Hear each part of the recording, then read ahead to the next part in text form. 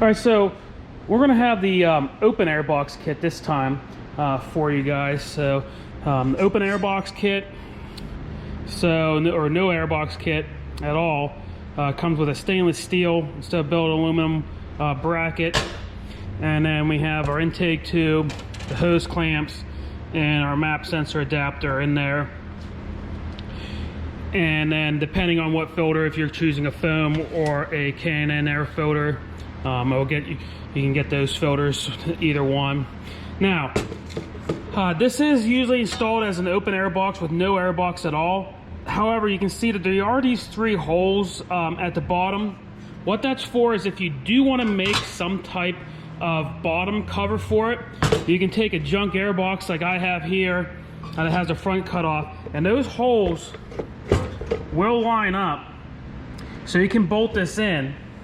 You're going to have to probably trim a little bit of the back off too, but it will bolt in to these, so those holes do match up to the 3 will match up here, so you can bolt that in and have some type of protection. So it's up to you what you kind of want to do. If you want to hack this thing away and just keep maybe a bottom splash guard, you can do that, you know, or if you want to cut the back out and leave these hangers here still. So that's kind of up to you. We left that up to you what you want to do. I figured the raccoon guys figured you might as well leave that on there, so that way if you wanted to have some kind of splash guard, you can.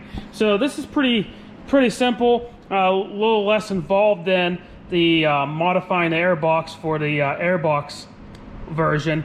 So again, you have your map sensor. We need to install that first before we do anything else. And then we do need to install this to our stainless plate here that we have. So we do need to install it first, because you won't be able to get really easy to the hose clamp. You can from the bottom of the ATV, but I think it makes it a little bit easier to install it all together at once here.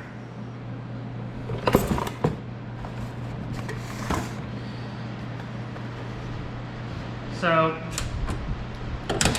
pretty simple. Just take this, should be already pre-installed, the backing plates inside there. So just install our map sensor. Make sure you line it up. You can't really see inside there. Make sure you line it up with the hole, and then we can tighten our nut down here.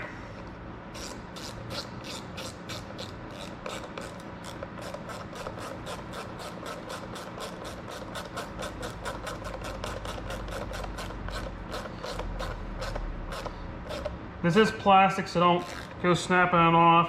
You don't want to make it snug, because we want it to seal there. And that way, we don't want any dirt or water or anything getting through there. So once we have that in there, take our backing plate here and make sure I have the hose clamp on. I like the end pointing down, so that way I can adjust it from underneath the quad if I do need to adjust it. So we'll put this clamp, silicone piece on here. Now you might want to lube it up with some WD-40 or anything so you can get twisted around, because it is kind of, once it's on there, it's kind of on there.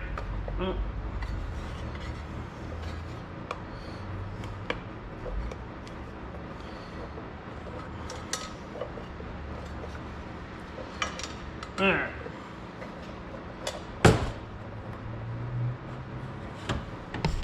So it should look something like this, guys, whenever we have it. Oh. Should be kind of something like this, if that gives you kind of an angle.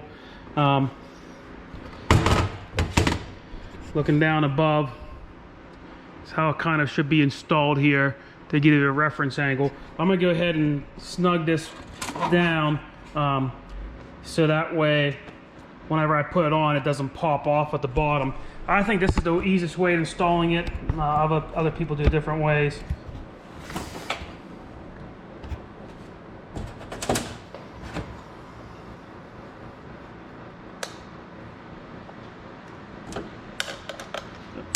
Screwdriver here.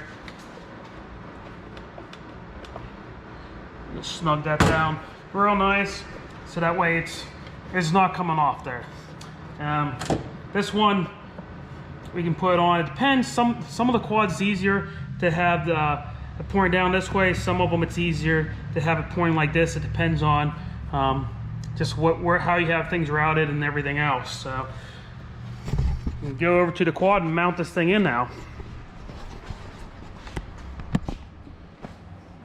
So it's the best setup to have it all put in already. This one does have a Fox shock with a remote line, so it's kind of in the way a little bit here when we first start out. I can weasel this hose clamp in here since it fell off. There you go. All right.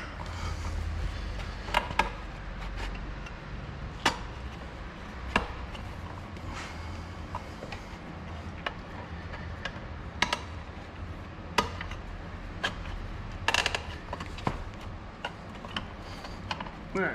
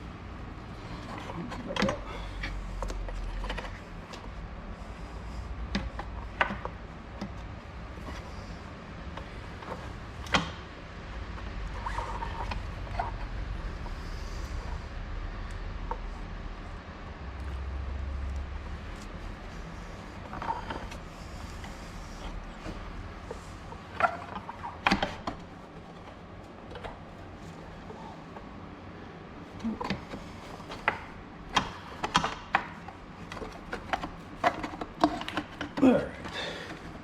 Getting that popped on in there.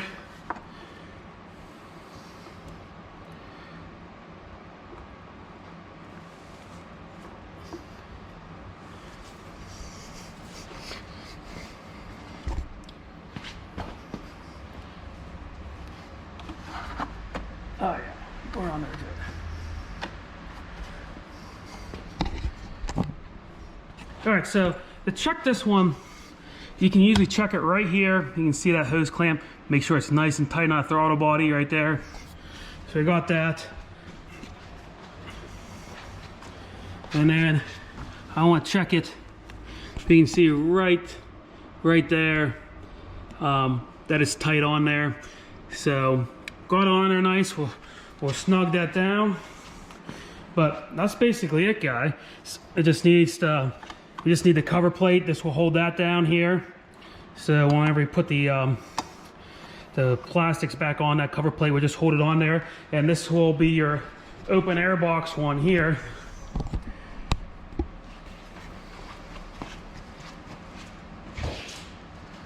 Or I should say no air box one here.